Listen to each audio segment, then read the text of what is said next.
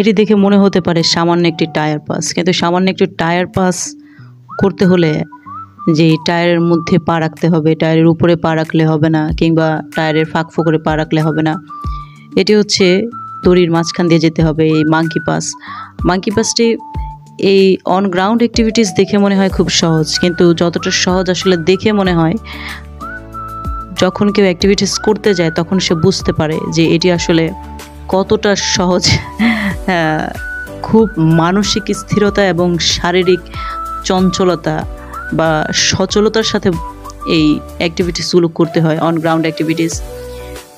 আর আমার কাছে সবচেয়ে সহজ যেটা মনে হয় যে এই কাঠের যেই গাছের যে অংশটি, কিন্তু এটি সহজ মনে হয়েছিল আমি এটি দিয়ে মানে বাস্তবে এটি অতিক্রম করার আগ মুহূর্ত পর্যন্ত।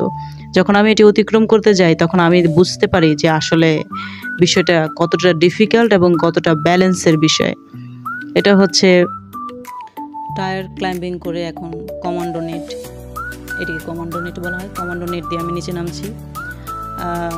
এই কমান্ডো নেটটি আমি পেয়েছিলাম যখন 2019-20 দিকে প্রচুর শৈত্যপ্রবাহ বিএফ শাইন কলেজে আমাদের কালকাইটের ক্যাম্প হয়েছিল তখন। কিন্তু তখন আমি এই নেটটি অতিক্রম করতে সাহস করিনি, কারণ তখন বলা হয়েছিল যে নেটটি গড়িয়ে পড়তে হবে। যেহেতু আমি চশমা ব্যবহার করি, গড়িয়ে পড়তে গেলে আমার চশমার ক্ষেত্রে আমার সচেতনতা রাখতে হয়। কিন্তু এখন আমি জানলাম যে এটা পিছন দিয়েও নামা যায়। যখন কাজটা শুরু করব তখন খুব ভয় অনুভব হয়, কিন্তু যখন একটা কাজ শুরু হয়ে যায় তখন আসলে সেই বিষয়টার মধ্যে অ্যাডভেঞ্চার খুঁজে পাওয়া যায় এবং ভয়টা কাটিয়ে ওঠা যায়। অ্যাডভেঞ্চার এই ক্যাম্পগুলো আমার কাছে অনেক বেশি ভালো লাগে। এটা দীর্ঘ লাফের ছিল না, লং জাম্পের ছিল, যদিও আমি লং জাম্প করিনি। আমার অ্যাডভেঞ্চার এই অন গ্রাউন্ড অ্যাক্টিভিটিস এখানেই শেষ।